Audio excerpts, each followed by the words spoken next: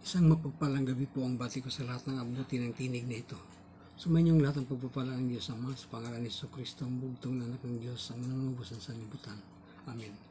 Ang paksa ko ngayon ang the series ng These Are the Days, My Friend, number 23 sa series part 3 ng Joseph and Levi. Ito yung from year 1 to 2,295 years mula ng paglikha. Ito 2,295 years sa kamatayan ni Levi. Sa 2256 ay namatay na rin si Jacob, at sa 2229 namatay na rin dito si Isaac, at sa 2239 ito yung time na 130 si Jacob sa Egypto. After 17 years ay namatay siya dito sa 2256. Hanggang sa ito yung mga sequences niya. At ang last topic, ang previous topic ko yung 2199. Yung si Isaac noon ay 150 at si Joseph ay 36. Ito yung last topic. Ngunit dito sa topic nito, si Joseph ay namatay na dito sa edad na 110, at ang huling nakarecord ng kamatayan ay si Levi. Itong bilang na ito, yung 2295, ito yung time sequence magmula pa dun sa paglikha nung 9 hanggang dun sa 930 si Father Adam, hanggang sa 874, 687, 622 hanggang dun sa 130 si Father Adam nung isilang si Father Seth, hanggang sa year 1 at sa pag-create ng Diyos sa tao ito kay Father Adam. O kaya sa ipapakita ko dito kung saan nakakuha ang mga input na ito, na si 137 si Levi nang mamatay, 136 ito si Judah, at si Dan naman ay 137. Si Naphtali ay 136 kasabay ni Judah, 135 naman si Gad, 134 si Asher, 135 si Isakar, Zebulun 134, at si Dina ay 133. At si Joseph dito ay namatay na sa edad na 110 sa Genesis chapter 50 verse 26. Ipakita ko dito kung saan ito nakukuha ang sa taong 2295 or sa 2199. Dito ako sa 2199. Sa 2199 dito ako sa 2199 nung nag-umpisa nung tapos nung huling topic. Ito yung 2199. 2199, ito yung 150 si Isaac, 90 si Jacob. Ito yun, 150 si Isaac, 90 si Jacob. Ito yung 2199. At sa pagkamatay ito, skip ko na lang dito. Pagkamatay dito ni Isaac ay makikita sa Genesis chapter 35 verse 28 to 29. Namatay si Isaac sa edad na 180 sa Kanaan. Ito naman yung 180 ni Isaac sa taong 2229. 120 noon si Jacob, kaya dito 120 si Jacob. At sa taong 130, 10 years after, ang pamilya ni Jacob, lahat sila ay pumunta sa Ehipto sa panyaya ni Jose, dahil si Jose ay malaon ang nasa Ehipto. At siya naging gobernador na doon. Makikita ito sa Genesis chapter 47 verses 7 to 9. 130 si Jacob noon hanggang sa namatay siya sa edad na 147. Dito sa topic nito sa 2295, dito na ang kamatayan ni Jacob sa 2256. Dito lang ang lahat ng kanilang mga araw mula ng paglikha. Kay Father Adam. Ito yung time generation sequence, direct generation sequence from Father Adam to Jacob. Ito naman yun, yung may mga lines. Ito yung time sequence mula kay Father Adam to Jacob, 147th year ni Jacob ang kanyang kamatayan dito. 147, ito yung dito yung sa may chart of generation table na ito. Kaya ituturo ko dito kung paano pagkuha ng may chart of generation table na ito.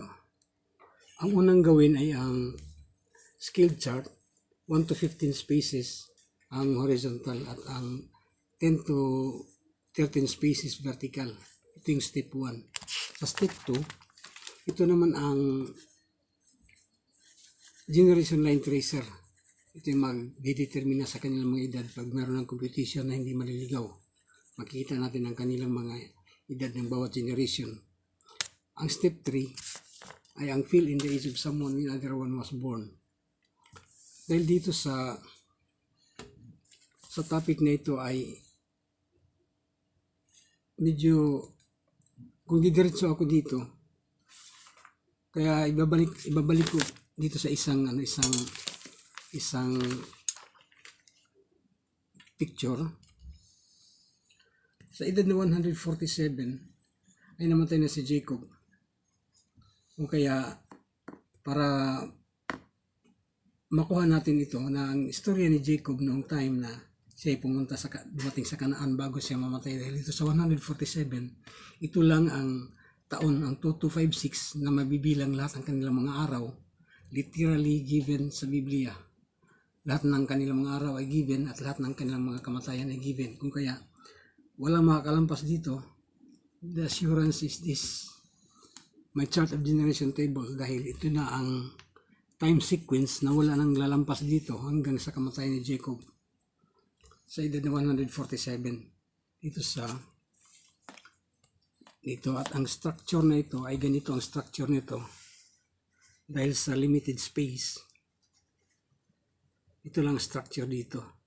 Kaya pagkatapos dito banda, kunin ko na ito na ang magiging structure niya.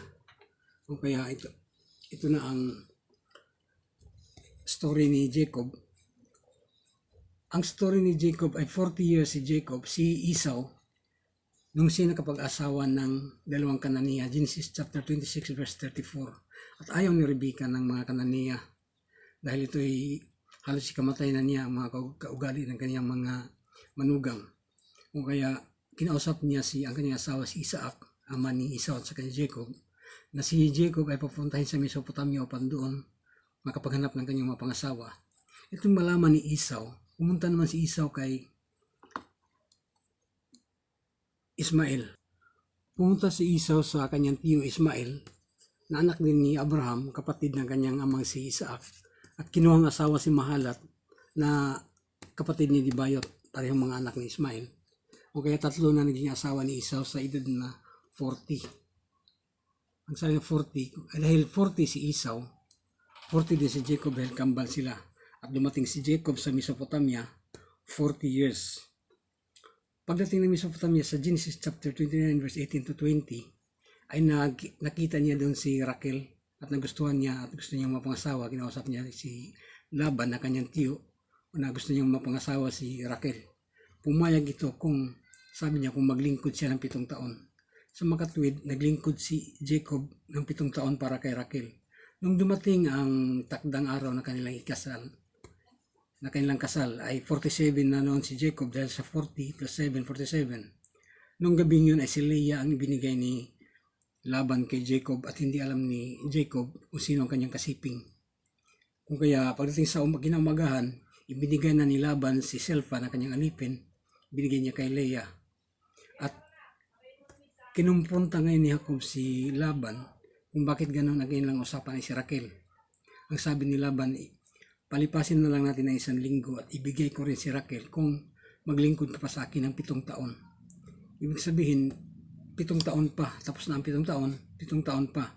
So pumayag si Jacob kung kaya si Raquel ay binigay na rin pagkatapos ng 1 linggong pagdiriwang. 47 noon si Jacob, kasama na si Bella na alipin din ni Laban. Okay, sa dalawang tig-7 taon ay 14 years. At dito na sa 40 siya nung dumating, 54 na ang kanyang edad noon. At ang sabi doon sa Genesis chapter 31 na 20 years pang nanilbihan si Jacob sa kay Laban. Genesis chapter 31 verse 38. O kaya sa 54 niya plus 6 years pa para mabuo na ang 60 years old ni Jacob. 40 plus 20 equals 60. Dito buo na ang 60 years old ni Jacob. Sa 60 years old ni Jacob ay umalis siya sa Ehipto. At dito pa lang sa 54 ay nagpaalam na si Jacob kay Laban dahil sa nung 47 nag-umpisa siyang magkaanak kay Leah, 4 kaagad ang naging anak niya. Sa Genesis chapter 29 verse 32 to 35, ang anak niya ay 4, si Reuben, Simeon, Levi at Judah. At sinundan sa Genesis chapter 30 verse 6 pataas, nung hindi na magkaanak si Leah ay si Raquel naman ay hindi pa magkakaanak din, kung kaya ang alipin niyang si Bella ay binigyan niya kay Jacob para magkaanak ito sa pamagitan ni Bella. O nagkaanak ng dalawa, ito si Dan at saka si Naphtali. At sinundan naman nung hindi na magkaanak si Leah, ibinigay naman ang kanyang alipin si Silpa para magkaanak dito sa pamagitan niya. Nagkaanak ito si Gad at saka si Asher. At nang maipanganak si Gad at saka si Asher ay nagkaanak na muli si Leah ng 3 pa. Si Isakar, si Bulun at Dina. At sa kaulihan ay nagkaanak rin si Raquel ng isa, si Joseph, Genesis chapter 30 verse 23. At sa verse 25, nagpaalam na nga si Jacob dito na gusto niyang umuwi ng Kanaan dahil ang gusto niya ay ang kanyang mga araw ay maigugol sa kanyang mga asawa at mga anak. At hindi pumayag si Laban kung ay nagkaroon sila ng kasunduan. At ang kanilang kasunduan ay ang mga bisirong kambing na tagpian at ang mga tupang itim ay sabi ni Jacob, yun na lang sa kanya at ang lahat ay kay Laban na. Pumayag si Laban, ngunit sa araw ding iyon ay pinaghiwalay na ni Laban ang lahat ng mga bisirong kambing na tagpian at ang mga tupang itim sa kanyang mga anak at lumayo ito ng pagkalayo-layo. Magasiro pa si Laban dito. So ito na si Laban, tapos na ang 14 years to nagpaalam na sila. Ito yung nagpaalam na si Laban ang 54 years nagpaalam si Jacob kay Laban, 54 years na si Jacob. At umabot pa ng 6 years para sa mga kawan. Kaya umabot siya ng 60 years. Sa 7 taon ni Jacob na panunungkulan paninilbihan kay Laban, yung 7 unang 7 taon ay tapos na. Yung sa 7 taon, pangalawang 7 taon ay ang anak ni Jacob ay 12. At 7 taon lang ang naigugol dito dahil 4 na ang kanyang asawa, si Leah, si Bella, si Silpa at saka si Raquel. Kaya ito na 12 ang naging anak niya kasama si Dina na isang babae at ang bunso ay si Jose. Kaya sa 7 years, ito na yung bilang niya. Nung 40 si Jacob, naglingkod siya ng 7 taon para kay Raquel, ngunit ibinigay si Leah, 47. Sa 47, naipanganak si Reuben, 48, naipanganak na si Simeon, 49, si Levi, at 50, si Judah. Dahil sa ang 7 taon ay 12 ang anak ni Jacob, meron ditong nagkasabay ang taon. Si Levi, kasabay ni Dan, si Judah kasabay ni Naphtali at si Gad kasabay ni Isakar, si Asher kasabay ni Zebulon at si Dina ay wala siyang kasabay at saka Joseph. Eksaktong 12 dahil si Benjamin ay hindi pa ipinanganak dito. Ang bunso dito ay si Joseph. Nung ipinanganak si Joseph dito ay plus sign, 54 si Jacob. Kung kaya ito na mga edad nila, 7 si Reuben, 6 si Simeon, 5 si Levi. Nung ipinanganak si Joseph, kung kaya 5 years ang gap ni Joseph at saka ni Levi. At 54 noon si Jacob, naglingkod pa siya ng 6 na taon para sa mga kawan at umabot ng 60 years si Jacob dahil sa 54 plus 6 is 60 years. Ito yung pang 20 years ni Jacob sa mga kamay ni Laban. Kung kaya umuwi na si Jacob dito mula Mesopotamia ay umuwi na siya ng Kanaan at marami na siyang mga kawan dahil sa pinagpala siya ng Diyos dahil sa kanilang kasunduan na ang mga tupa ay nagkaanak ng mga itim at ang mga tagpi ang bisiro. Kung kaya marami ng tupa si Jacob dito, marami na rin mga alipin at umuwi siya ng Mesopotamia. umuwi siya ng Mesopotamia dito nung 17, nagsulat sa Genesis chapter 37 verse 2, 17 years old na si Joseph nang ibininta sa kanyang mga kapatid dahil nagkaroon ito ng inggit sa kanya kay Joseph dahil siya mapanaginipin. At dahil 1 year lang pagitan ni Joseph sa ni Dina, 18 years na si Dina, itong time na si Dina ay ginahasa doon sa Kanaan sa anak ni Hamor na si Sikim. O kaya pinatay ni Levi at ni Simeon ang mga taga Sikim, kasama si Sikim at saka si Hamor at ang mga lalaki doon, at sinamsam ang mga ari-arian nila kasama ang mga babae at mga bata. O kaya ito nung 17 na si Joseph ay ibininta siya ng kanyang mga kapatid ng mga Ismailita papuntang Ehipto, at ibininta naman ng mga Ismailita kay Potifar na puno ng mga kawalang paraon. At dito si Joseph ay matagal nang nanilbihan kay Potifar, 17 years old siya doon.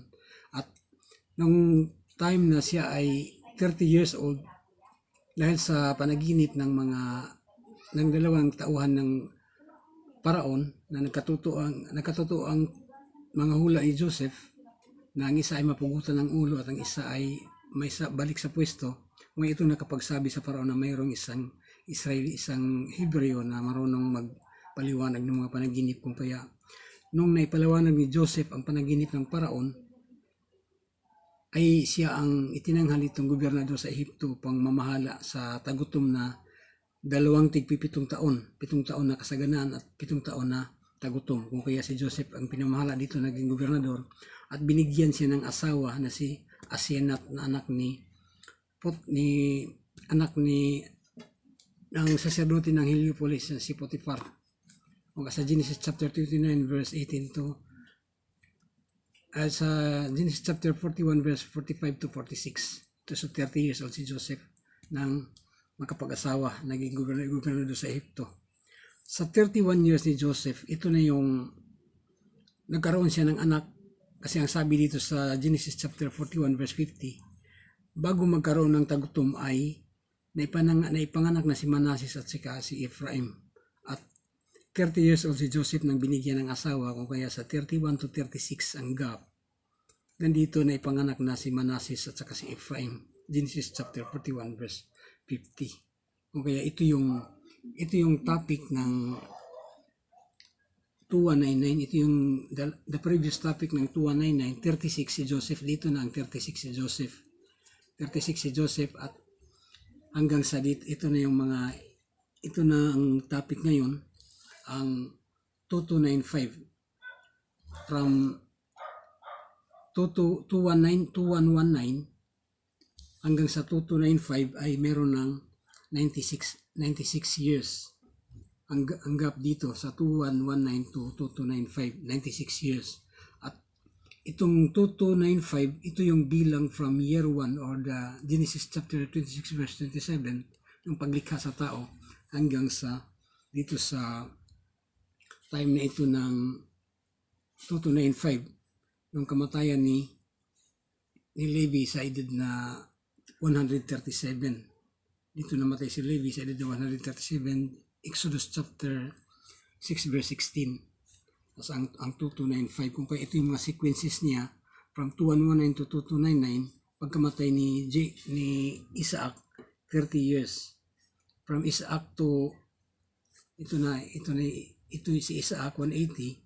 From Isaac to Jacob, namatay si Jacob sa edad na 147.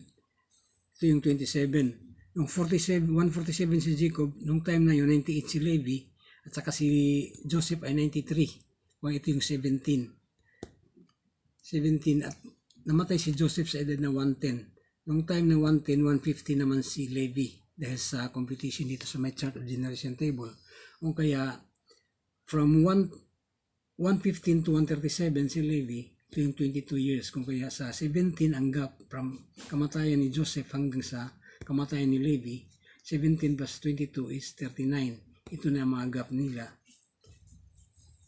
39, hanggang sa ito sa namatay si Levi sa edad na 137. Kung kaya dito ko na tinapos ang bahaging ito.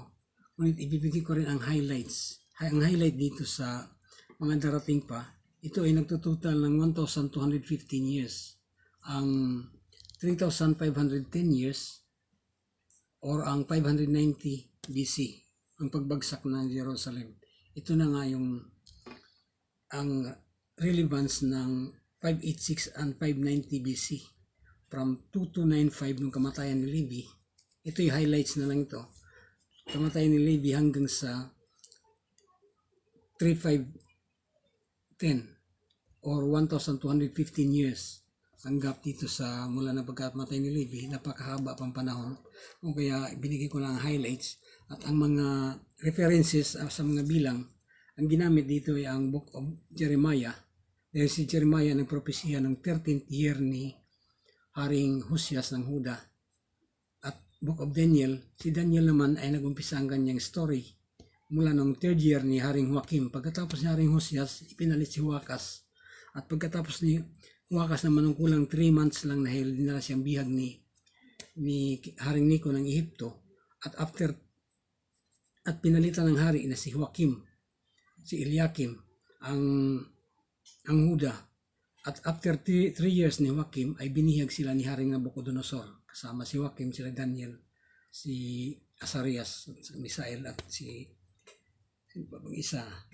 Binihag, dinala siya sa Babylonia. Ito ang umpisa ng story ni Daniel sa 3rd year ni Haring Joachim ng Huda. At ang Book of Kings, dito rin nagtapos ang aklat na ito, ang story na ito ng kanilang pagkakatapon 37th year. Kung kaya dito nagtapos, ang Book of Ezekiel, ito yung nagbigay ng mga complete report ng kanilang pagkakatapon, kung kaya ang bilang ay nagkaroon ng katuparan dito. At ang mga taon ni Haring Nabucodonosor isiniasalang-alang din, mga taon ni Joachim, taon ni Sedekias, taon ni Joaquin, taon ni Sedekias, ang sequence of time ng Book of Ezekiel. Okay, ito na ang pinagkukunan ng mga bilang na yon. Okay, umabot sa noong 590 BC. Ito na yung mga 589, 588, 586. Ang 586, 4 years after na bumagsak ang Jerusalem. Ito yung 586 BC. Umabot sa 576. Pagdating sa 576, dito na ang sabi doon ni Ezekiel na sa Ezekiel chapter 40 verse 1, ang sabi niya doon, pang 25 years ng kanilang pagkakatapon at pang 14 years ng pagsakop sa Jerusalem. Sa 576 to 590, it's 14 years. Kung kaya 14 years. Kung sa 586, dito lang ang 586. Kaya dito sa 590 ang bumagsak ang Jerusalem. Ang pinagtatalunan na 586 o 587 dito sa 590. Dahil ang 590, ito yung year BC na magkukunik sa 1805 BC. Dito pa lang sa 2295 ng kamatayan ni Levi dito sa Exodus chapter 6 verse 16. At dito ko na rin tatapusin ang bahaging ito. Ito ay disclaimer lang na ang lahat, disclaimer, all inputs are the results of time calculation through my chart of generation table and my interpretation of the scriptures from Genesis chapter 1 verse 1 up to the present time of 2021. Ito ay walang kinalaman ang anumang mga kasulatan dito. Ito yung interpretasyon ko lang sa pamamagitan ng my chart of generation table. Kalakip ang assurance dito dahil dito yung time sequence at generation sequence from Father Adam to Jacob, from Jacob's death of 147 hanggang naman dito sa pag-alis nila sa bayang Ehipto ng 80 years old si Moises, Exodus chapter 7 verse 7, at umalis sila sa Exodus chapter 12 verse 40-41. Okay, ito na yung time niya from Father Adam to Father Noah. Ito yung first phase of generation, 10 generations. From Father Shem to Abraham, second phase, 10 generations din. ang kay Isaac hanggang dito kay Moises, ito'y third phase, 6th generation. Ito yung umalis sila sa Ehipto dahil nagkalabo-labo ng generation. Ito lang yung direct generation sequence from Father Adam to Moses. After Jacob, dito sa 22 generation si Jacob, then Levi or Joseph, Kuhat, Amram, Moses, pang 26 generation, umalis sila sa bansang Ehipto. Ang year niya ay 2006 o 1 years or 1499 BC. Kung kaya nung umalis sila sa Ehipto, 80 years old si Moses. Sa Bilang chapter 1 verse 1 meron ng 2 years. Excuse me. At sa Deuteronomy chapter 2 verse 14 to 15 meron 38 years. Ito ikukumpleto sa 120 years ni Moises. Ito ang bilang naman dito ay ang 2641 years or 1459 BC. At ang kasunod, ito naman ay yung 40 years dito ni Moises ay kasama na dito sa 480 years sa bilangan. At nung mamatay si Moises, dito na si Moises ay pinalitan ni Josue. And then pagkatapos ni Josue, sumunod na ang mga hukom hanggang sa doon sa time ni Haring Solomon sa 4th year and 2 months ni Haring Solomon na sabi doon 480 years mula nang umalis sila sa bansang Ehipto. Okay, dito ko na tinatapos ang bahaging ito. Ipinamamanin ko po sa inyo na basahin ang mga banal na kasulatan ang Malakay chapter 3 verse 8 to 12. Ang Juan chapter 14 verse 1 to 13. At ang Juan chapter 16 verses 13 to 15. Ang Gawa chapter 9 verse 5. At ang Isaiah chapter 9 verse 6 at Isaiah chapter 7 verse 14. Ang Malakay chapter 3 verse 8 to 12 ay tumutukoy ito sa ikapo. At sa Juan chapter 14 verses 1 to 13, tumatalakay ito sa Ama, Anak ay isa. Sa Juan chapter 16 verse 13 to 15, ito'y tumutukoy sa Ama, Anak at Espiritu Santo ay isa. At sa Gawa chapter 9 verse 5, ay ito'y nagpakilala na ang Espiritu Santo ay siya rin si Jesus, ang Kristo na isinilang ay pinako sa krus at nabuhay na maguli. Sa Isaiah chapter 9 verse 6, ang nakasulat ay ganito, sapagkat ipanganak ang isang sanggol na lalaki, ay siya ang mamahala sa atin, siya ang kahanghangang tagapayo. Ito ang batang isilang, ang makapangyarihang Diyos, God Almighty. Ang batang isilang ay tatawagin God Almighty. Siya ang walang hanggang Ama, the Eternal Father. Ito pa rin ang makapangyarihang Diyos at ang prinsipe ng kapayapaan. Lahat ito ay katangian ng Ama at katangian ni Jesus. At sa Isaiah chapter 7 verse 14, kaya nga ang Panginoon na rin ang magbibigay ng palatandaan. Maglilihi ang isang dalaga at manganganak ng lalaki at ito'y tatawaging Emmanuel.